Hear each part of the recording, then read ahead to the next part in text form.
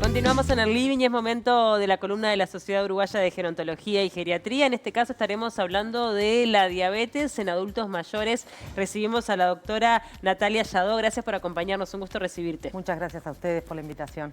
¿Qué tema la diabetes en los adultos mayores? Porque a veces genera muchas complicaciones, no únicamente por la enfermedad en sí, sino por la combinación con otras patologías. Exacto. Tenemos en el adulto mayor comorbilidades, lo que se llama varias enfermedades en un mismo paciente y sobre todo crónicas. Y la diabetes es una de esas enfermedades en realidad que lo tienen por mucho tiempo, con cronicidad vamos a decir, y que genera repercusiones cuando no logramos un buen control de las cifras. Si bien tenemos adultos mayores que son diabéticos desde jóvenes, ¿no? Sobre todo insulino requiriente y que llegan a adulto mayor hoy en día con buenos controles, también tenemos los adultos mayores que debutan con diabetes, la que se conoce como diabetes tipo 2, que si bien requiere otros tratamientos, también tiene otros objetivos también, ¿no? De cifras y de controles. ¿Por qué sucede eso en el adulto mayor, ¿no? Que aparece? Bueno, en realidad, primero la otra, vamos a decir, la que aparece sobre todo en el joven, que también puede aparecer en el adulto mayor, pero menos, es por una falta de secreción de insulina del páncreas. Pero en el adulto mayor, la tipo 2 tiene que ver con lo que es un síndrome metabólico, ¿no? Con aumento de peso, con sobrepeso sobre todo, como factor de riesgo vascular, el sedentarismo, los alimentos. Y lo que hay es una resistencia vamos a decir, en la zona periférica del resto de los órganos, en el uso de la insulina para metabolizar la glicemia. Y el sobrepeso tiene mucho que ver los alimentos, vamos a decir, la falta de ejercicio. Y bueno, y ahí es que realmente se necesitan otros medicamentos para que se pueda metabolizar la glicemia, vamos a decir. Y te quería preguntar si hay datos sobre la incidencia en nuestro país de personas con diabetes al menos tipo 2, la que se desarrolla, y después qué tipo de tratamientos se pueden llegar a dar independientemente de los cambios de hábitos. Exacto. En cuanto al valor exacto de la incidencia y prevalencia no lo tengo, pero sí es una enfermedad muy frecuente, ¿no? Como digo, tiene que ver mucho con los factores de riesgo vascular. Los uruguayos tienen mucho factor de riesgo vascular, ¿no? Hipertensión, el consumo de tabaco, colesterol y dentro de eso la diabetes.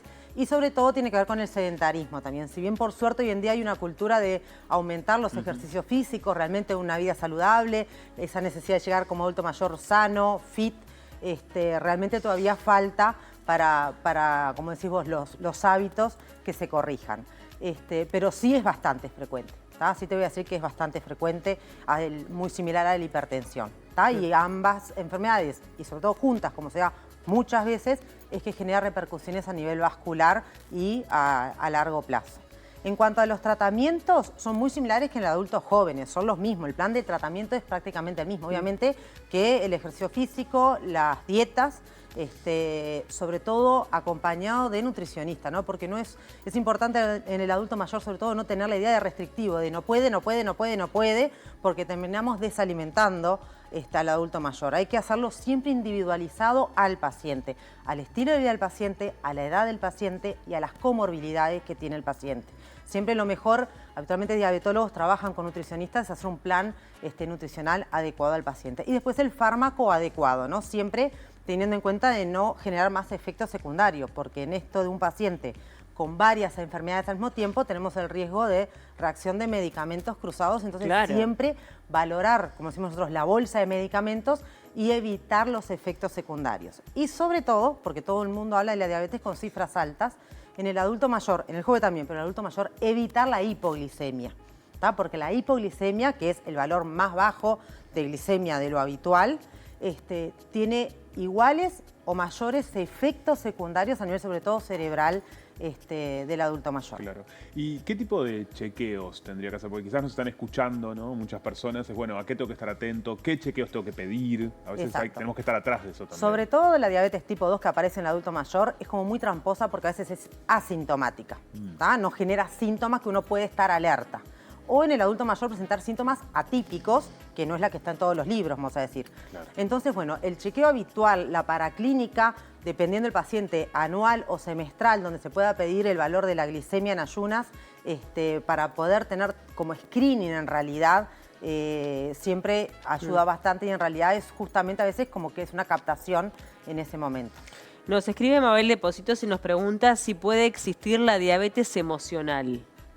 Bueno, el estrés en realidad es algo que influye mucho en muchas enfermedades y sobre todo como factor de riesgo vascular, ¿no? Sumamos Claro. enfermedades y también influye, sí.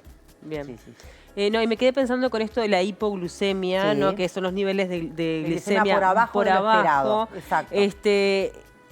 ¿Y eso cómo se controla? O sea, porque cuando hablamos de diabetes, por ejemplo, el azúcar Se debe de evitar. ¿Se debe sobre evitar todo, al en realidad. 100%? ¿O cómo es? ¿Cómo Bueno, encontrar ese límite, no? Porque justamente en adultos mayores es como si vos encontrar el límite. Lo mismo que la dieta, el tratamiento farmacológico y no farmacológico es individualizado dependiendo del paciente.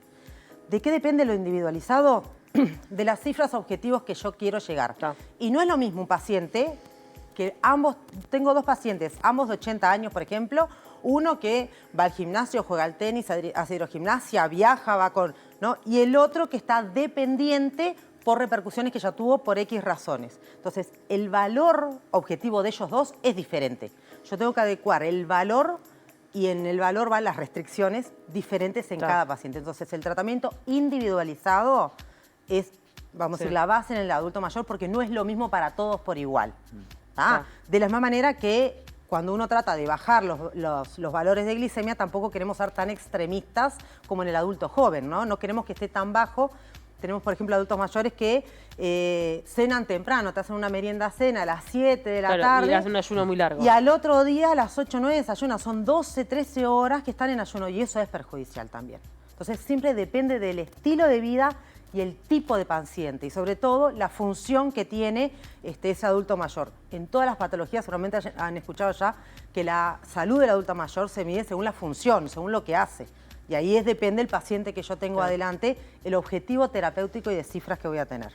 Y calidad de vida, ¿cómo es una vez que está en el tratamiento? ¿Cómo también lograr esa motivación para seguir tanto los tratamientos como la actividad física? Porque esa es una parte importante. Es importantísima porque hablamos de calidad de vida muchas veces más que cantidad, ¿no? Buscamos calidad, buscamos, quienes tienen, vamos a decir, roles sociales también, no estar tan restrictivo. Hemos tenido, hablando de lo emocional, muchas veces que afecta a lo emocional lo restrictivo, ¿no? No puedo comer, al final no voy a ir, voy a un cumpleaños y no puedo participar. Entonces, siempre tratar de individualizarlo, ¿no? El estilo de vida, la función, la calidad y el ejercicio físico y las actividades son muy importantes en realidad. Eso, si yo tengo una buena actividad física, quizás estoy más permisiva en la alimentación, en las cosas que puede comer, en alguna vez darse algún gusto, inclusive hasta usar menos medicamentos, ¿no? Porque la polifarmacia, lo que decimos, también influye muchísimo. Es importante también estar atentos de repente a algunos indicadores que tengan que ver con antecedentes genéticos, ¿no? O sea, hay más probabilidad de desarrollar diabetes si tengo antecedentes en mi familia. Eso es más que nada la diabetes tipo 1, en el joven. La tipo 2 no. Existe un sesgo, un rasgo genético, pero no es tanto en realidad. Va más por lo que hablamos del estilo de vida. Perfecto. Entonces, la recomendación es hacerse los chequeos habitualmente, el chequeo de glicemia también. Hacerse el chequeo anual, ya te digo, o semestral, dependiendo del paciente, para ver una captación precoz. Claramente sí tienen síntomas, ¿no? Como, debilidad, mareos que uno no encuentra los síntomas, aumento de la cantidad de orina que uno orina, ¿no? Aumento de la sed que fuera de lo normal. Esos son síntomas muy inespecíficos, pero insisto, en el adulto mayor a veces los pierden. Entonces es como muy difícil solo esperar que aparezcan síntomas. Entonces el chequeo realmente anual, semestral o dependiendo de lo que le diga el médico en realidad es muy importante. Totalmente. Y no subestimarlo, porque a veces uno piensa que como hay una incidencia tan alta, mucha gente como que lo subestima de que no es una enfermedad que puede llegar a ser tan grave, pero si no... se atiende, puede desencadenar. Y sobre todo tiene muchas repercusiones. Pensemos que la diabetes tiene repercusiones a nivel cerebral, de la vista, renal y del resto de corazón y del resto de las arterias del cuerpo, ¿no? Que puede llegar a complicaciones graves. Sin duda. Gracias por acompañarnos, un gusto recibirte como siempre. Muchas gracias a ustedes. Hacemos una tanda, enseguida venimos.